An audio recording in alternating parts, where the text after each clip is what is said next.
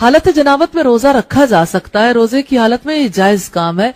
बाद में नहा ले, मसलन फजर का वक्त है तो रोजा रखने के बाद ऐसा बाजुकत होता है कि एक औरत को मोहलत नहीं मिली, अगर वो नहाती है तो सब लोगों का रोजा जाता है, इसलिए वो सहरी बना के सबको भी खिलाएगी, खुद भी खा लेगी, और उसके बाद जो है अजान हो गई, कोई हरज की बात नहीं, अजान के बाद सहूलत के साथ वो नहाए, गुस्ल करके नमाज अदा करे। रोजे का वक्त अगरचे शुरू हो चुका लेकिन ऐसा करना जायज है।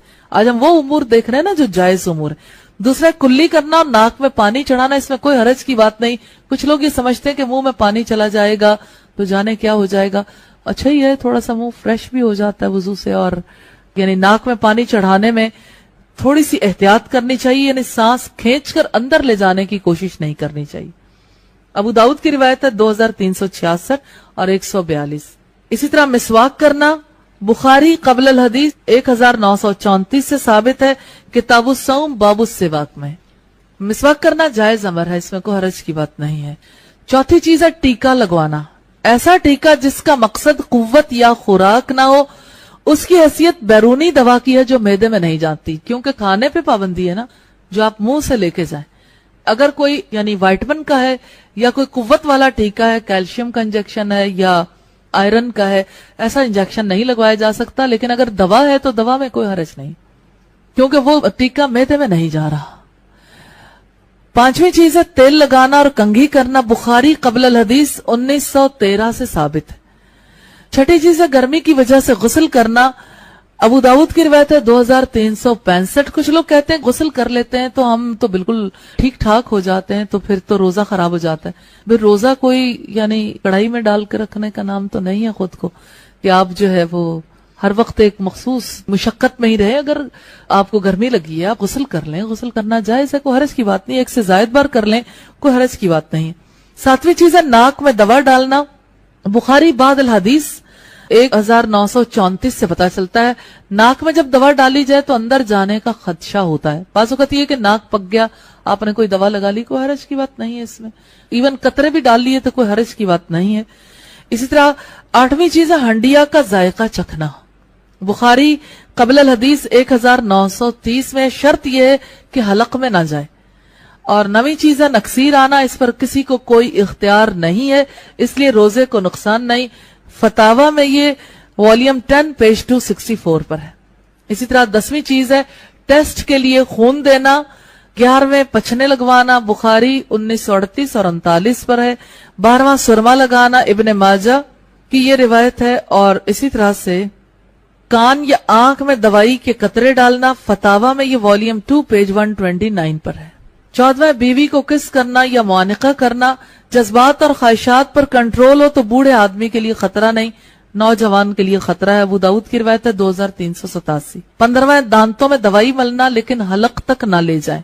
16वां मेकअप करना, चेहरे को खूबसूरत बनाने वाली अशिया, मसलन कोई ऐसा सोप है या ऑयल वगैरह जिसका ताल्लुक जाहिर से होता है, रोजे को कोई नुकसान नहीं देती। इसी तरह से क्रीम्स का या लोशंस वगैरह का मामला, कोई हरज की बात नहीं। फतावा की रिवायत है वॉल्यूम 2 पेज 127। 17वीं चीज है ठंडे पानी में नहाना और गोते लगाना। एक है वैसे वॉशरूम में नहाना, एक है स्विमिंग पूल पर नहाना, कोई हरज की बात नहीं है। 18वां खाना चबाकर किसी बच्चे के मुंह में डालना, अगर बच्चे को कोई और किसी तरीके से न खिला सकता हो, चबाकर मुंह में डालकर कोई कुल्ली कर देता है, इसमें कोई हरज की बात नहीं है। 19वां है खुशबू लगाना, इब्ने तैमिया मजमूल फतावा वॉल्यूम 25 पेज 241 पर है। खुशबू लगाने से वाला रोजे पे क्या फर्क पड़ता है जानते हैं? खुशबू लगाने से इंसान अगर गमजदा भी हो तो उसकी तबीयत ठीक हो जाती, संभल जाता है। खुशबू इंसान की तबीयत पर अच्छी तरह से असरअंदाज होती है, कोई हरज की बात नहीं। 20वां थूक निगलना, इतना भी क्या मोहतात होना कि थूक भी ना निगले, थूक निगलने में कोई हरज नहीं, बुखारी कबल अल हदीस 1930 है। 21वां बिला इख्तियार मक्खी वगैरह का अंदर चले जाना, बुखारी कबल अल हदीस 1933। और ये हादसात होते रहते हैं, लोगों को फिर शुबा हो जाता है कि आया हमारा रोजा दुरुस्त है या नहीं। इस तरह 22वीं चीज है दांतों से खून निकलना, फतावा में ये वॉल्यूम 10 पेज 267 पे है। और 23वां बच्चे को दूध पिलाना, दूध पिलाने में कोई हरज की बात नहीं है। अगर दूध पिलाने वाली वहां रोजा छोड़ना चाहे तो बाद के दिनों में कज़ा देनी होगी। मैं चाहती हूं कि उस अरब ادیبہ کی 10 نصیحتیں جو اس نے اپنی بیٹی کو کی تھیں وہ آپ کے سامنے رکھوں. ازدواجی زندگی کو پرسکون بنانے کے لیے بڑی اہم نصیحتیں ہیں.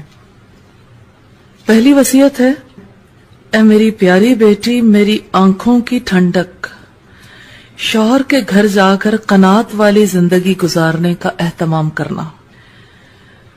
جو دال روٹی ملے اس پر راضی رہنا، جو روکھی سوکھی شوہر کی خوشی کے ساتھ مل جائے وہ اس مرغ پلاؤ سے بہتر ہے جو تمہارے اصرار کرنے پر اس نے ناراضگی سے دیا ہو. دوسری وصیت ہے، میری پیاری بیٹی، اس بات کا خیال رکھنا کہ اپنے شوہر کی بات کو ہمیشہ توجہ سے سننا، اس کو اہمیت دینا، ہر حال میں ان کی بات پر عمل کرنے کی کوشش کرنا. اس طرح تم ان کے دل میں جگہ بنا لو گی، کیونکہ اصل آدمی نہیں آدمی کا کام پیارا ہوتا ہے. اسی طرح سے تیسری وصیت ہے، اے میری پیاری بیٹی، اپنی زینت و جمال کا ایسا خیال رکھنا کہ جب وہ تجھے نگاہ بھر کر دیکھے تو اپنے انتخاب پر خوش ہو. سادگی کے ساتھ جتنی بھی مقدر ہو جائے خوشبو کا اہتمام ضرور کرنا. یاد رکھنا کہ تیرے جسم اور لباس کی کوئی بو یا کوئی بری حیت اسے نفرت اور کراہت نہ دلائے. اسی طرح سے چوتھی وصیت ہے، اے میری پیاری بیٹی، اپنے شوہر کی نگاہ میں بھلی معلوم ہونے کے لیے اپنی آنکھوں کو سرمے اور کاجل سے حسن دینا، کیونکہ پرکشش آنکھیں پورے وجود کو دیکھنے والے کی نگاہوں میں جچا دیتی ہیں. غسل اور وضو کا اہتمام کرنا یہ سب سے اچھی خوشبو ہے اور نظافت کا بہترین ذریعہ ہے. اسی طرح پانچویں وصیت اس نے کی کہ اے میری پیاری بیٹی، ان کا کھانا وقت سے پہلے ہی اہتمام سے تیار رکھنا، کیونکہ دیر تک برداشت کی جانے والی بھوک بھڑکتے ہوئے شعلے کی مانند ہو جاتی ہے.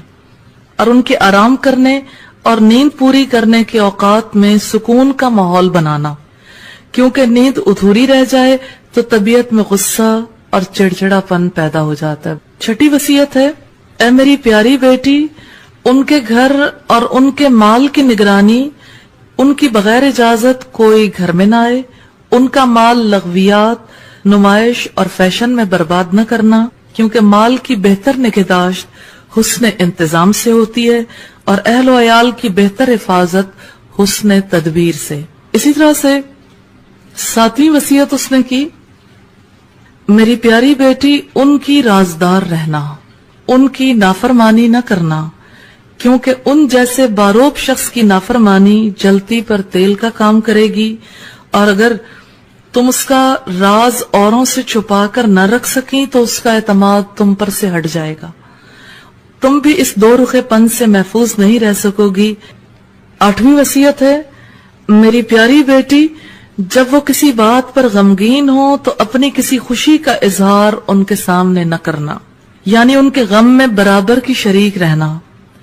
شوہر کی کسی خوشی کے وقت اپنے چھپے ہوئے غم کے اثرات چہرے پر نہ لانا، اور نہ شوہر سے ان کے کسی رویے کی شکایت کرنا. ان کی خوشی میں خوش رہنا اور ان کی خوشیوں کو قہر میں یعنی غصے میں بدلنے کی کوشش نہ کرنا، ورنہ تم ان کے قلب کو، ان کے دل کو غم زدہ کرنے والی بن جاؤ گی. نویں وصیت ہے،